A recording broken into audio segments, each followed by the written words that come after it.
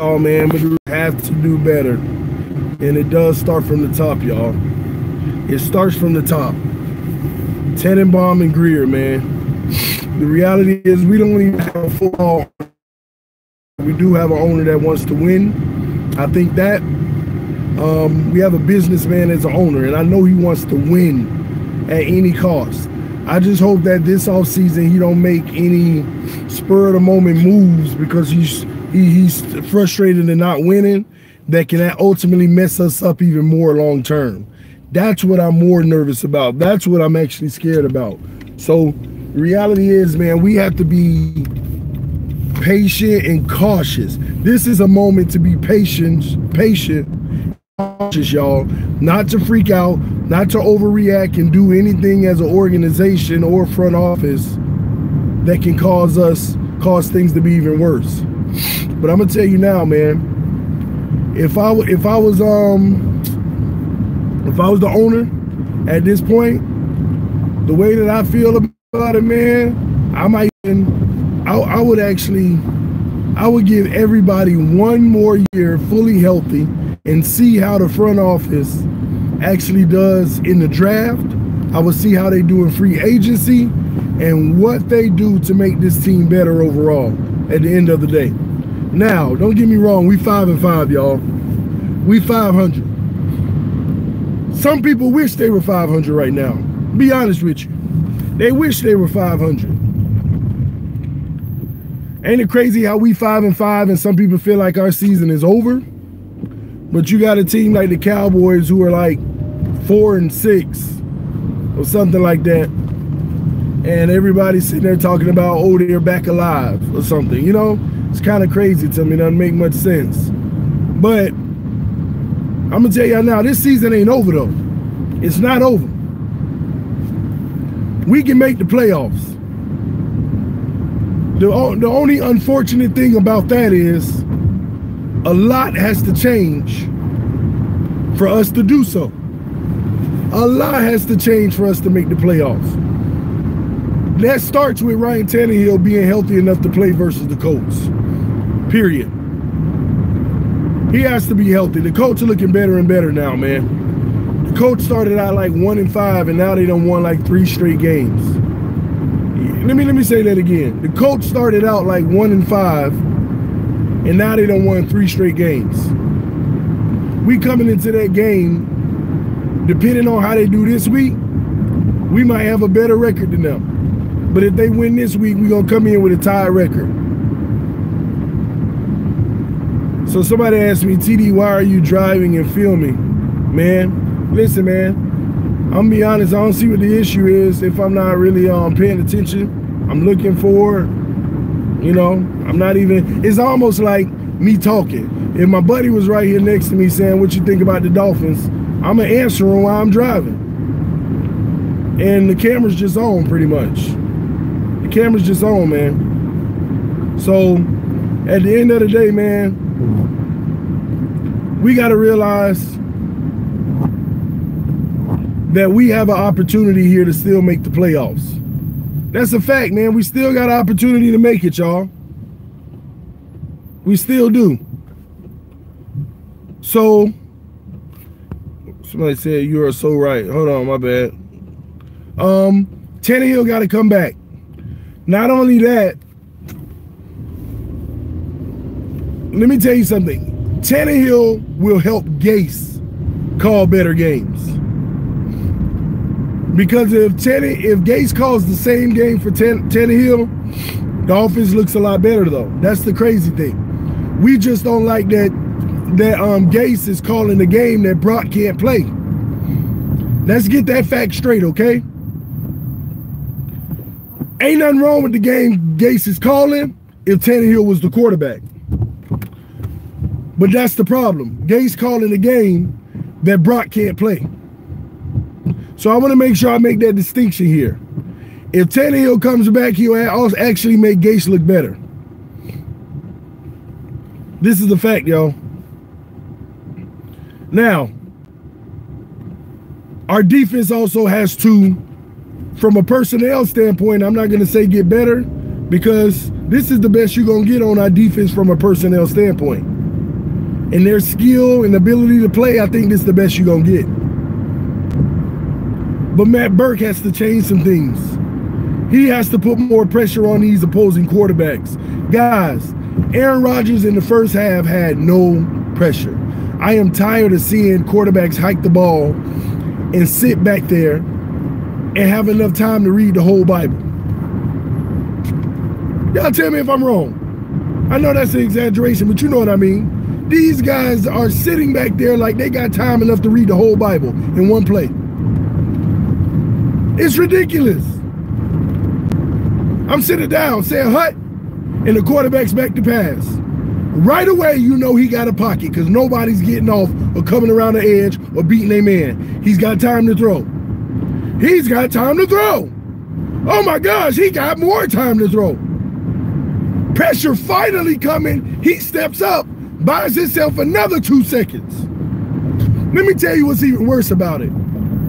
Some quarterbacks throw the ball away against the Miami Dolphins because they done had so much time that it's unbelievable that they got so much time. So they throw it away because they start to feel like somebody got to be coming that I don't see from my blind side because it's impossible for me to have this much time. Let me throw it away. I've seen quarterbacks throw the ball away on the Miami Dolphins after having so much time and still wasn't even under pressure, didn't even need to throw the ball away. But they got so much time that it's unreal how much time they got, so they throw it away because they feel like they about to get sacked real bad by somebody they don't see. But no, it ain't that you don't see them, it's that nobody's coming. Why? Because we keep, and let me tell you something. I want y'all to go back and look at the film.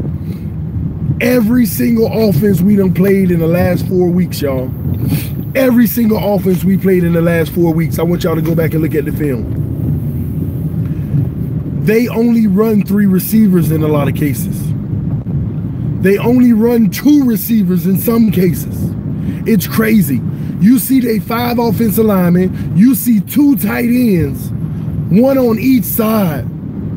They have, most teams against us have a minimum of a 7-man offensive line because they know in the NFL, if you give a quarterback 5+ seconds, somebody's gonna get open even if you're playing prevent or the pass. That's a fact. It's impossible not to. You can be triple covered going downfield, but if you got 5 seconds, all that man got to do is turn around and start coming back. He's going to be open because he knows what he's doing before the defense does. Why do you think most comeback routes are unstoppable? Back shoulder throws are unstoppable. The reason why people don't run them all the time because it's also a tough play. The ball has to be 100% on money and the receiver has to run a 100% perfect route. That's the only reason people don't do it all day. But that's why that play is unstoppable if executed right. Because the offense knows what they're going to do before the defense does in great coverage. You can't give these quarterbacks this much time to throw the ball, man. That's what's hurting our defense. I said it on the live stream last night. Our defense is playing so well against Aaron Rodgers that I'm scared that they're going to start giving stuff up. Because you can't ask for a defense to be lights out the whole game. And as soon as I said that, they drove down there like 4 big plays for the touchdown. And I couldn't even be mad at our defense, even if they're breaking down on coverage. Because you can't ask for them to be playing lights out like that for the whole game. And then you can't be putting them in a position where they got to cover the whole game and have 6 seconds, 7 seconds to throw the ball for a quarterback. That's ridiculously unreal. Do you know how the Miami Dolphins would look if we had 6 seconds to throw the freaking ball? Oh my gosh. Man, we have no pressure. What kind of defensive coordinator is going to keep rushing 4 when they're keeping a minimum of 7 blockers? And to add insult to injury, y'all, there were times they had 8 blockers. They were running 3 tight ends on us. I'm sitting there watching the replay last night, And our whole defensive line was getting double teamed. If they were running to the right, two of the right defensive linemen were getting double teamed, and they had so many linemen blocking that the linebackers were getting man-to-man contact. And we wonder why they kept gaping for 12 yards at a time, and we had to rely on safeties to make tackles. You can't make this stuff up. Common sense. This is common sense. Just doesn't make any sense. Man, one of my favorite artists said this line, and it makes so much sense in this situation. Common sense ain't common at all, not these days. And that's true around the world, man. Just humans, period. Common sense ain't common at all. Common sense ain't common at all anymore. It's ridiculous. Man, you rushing 4 the whole game. And when we finally start rushing 5 later in the game, that's when we were successful. That's when we finally got the Packers to start putting the ball a few times. And then when we make the game, it's like 21-12 or something like that, we go right back into rushing 4. But guess what they were doing on us? Sending 5 and 6 the whole night. And at a bare minimum, even when they didn't send 5 or 6 guys rushing, they showed a 6 and out of it. They at least gave the look of it. At a minimum. You just can't make this stuff up, y'all. You just can't. You can't make it up. It's despicable, man.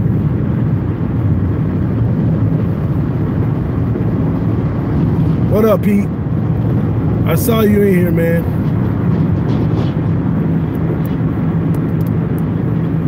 Man, what am I to say, y'all? What are we to do in these situations? We killing ourselves. I kept saying it on the live stream yesterday. What sucks the most about some of these losses, the other team ain't even doing nothing special. We are handing them opportunities. They're not even doing anything special.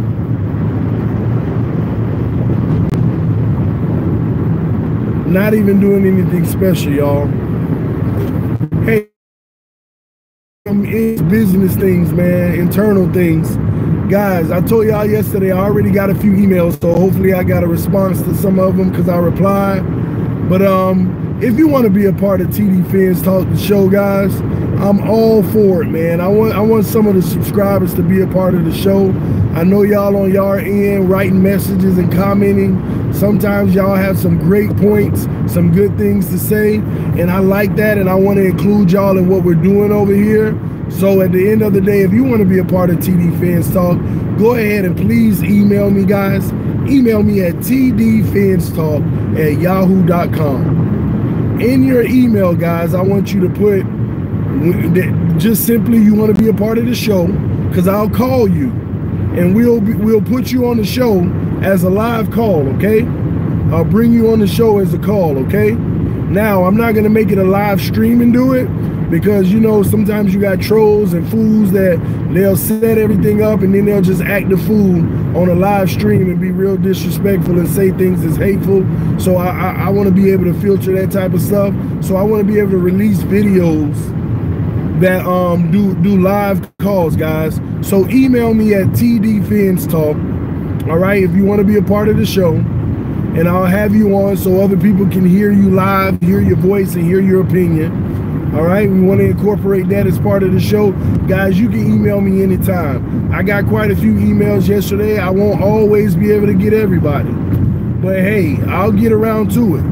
Matter of fact, here's what I want you to do in the email. It'll help me decide who's going to be on the show. Now, if you're a regular, if you're a day one, if you're a Dwayne Wade, if you're a Mark 32, if you're a Pete, or if you're anyone who I recognize that's always riding, I'm gonna do anything and everything to make you priority on the show. All right.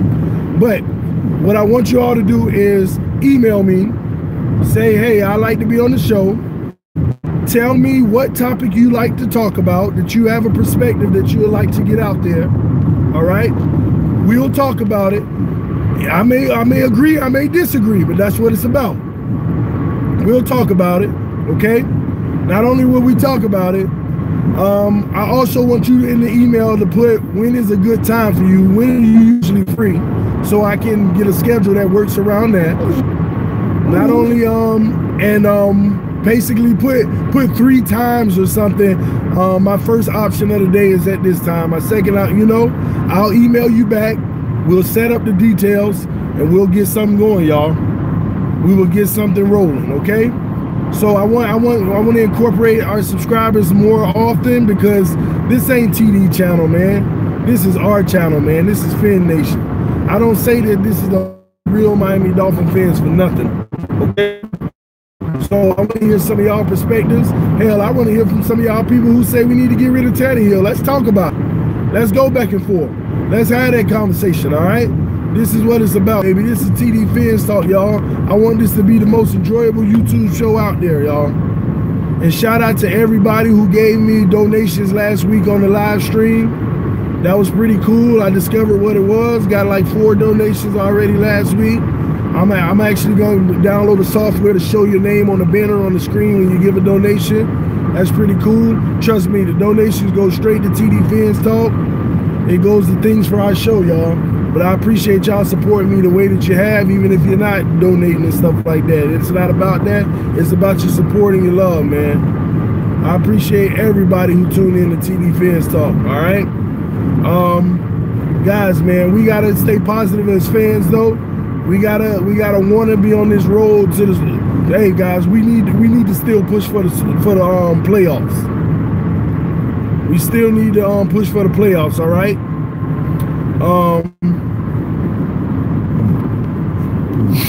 Somebody talking about, I don't want to look at the message too much because I am driving, but something about when the last time we scored on offense and stuff, man. Listen, man, it's embarrassing.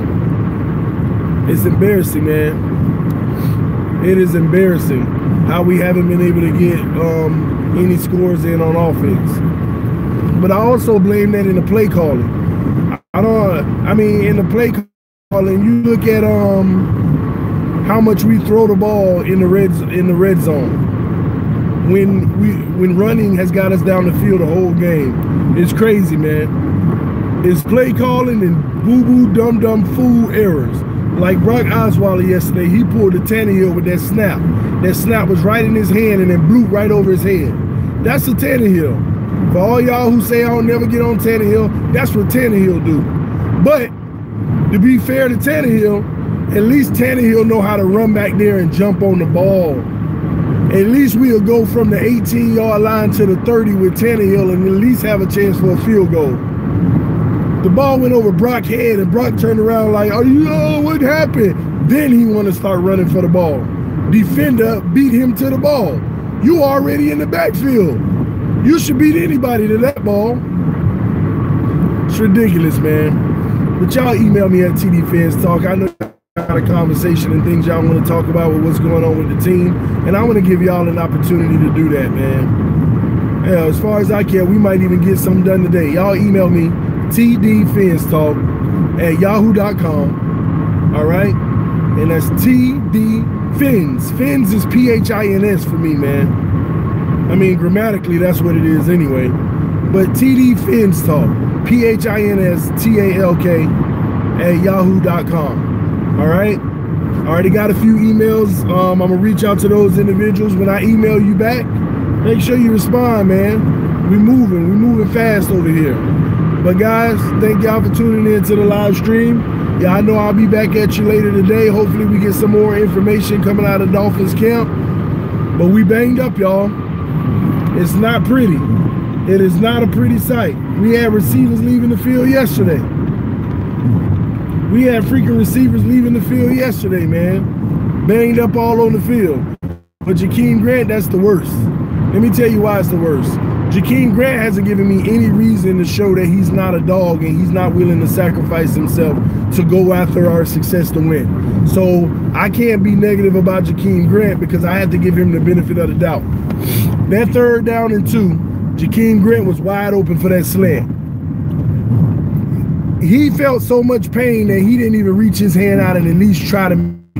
You know how some people get hurt, but they still got a chance to make the play and they make it in pain? He could have did that. But I'm giving him the benefit of the doubt because I know the type of injury that probably is.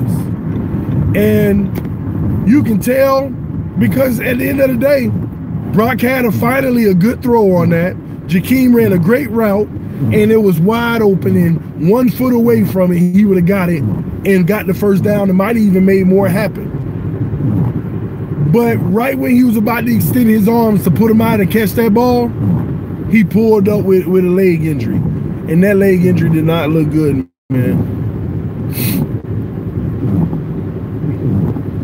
It did not look good, y'all.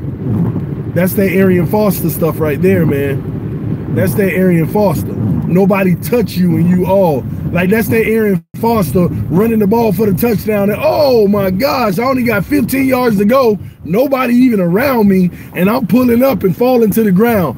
That's that Arian Foster, man.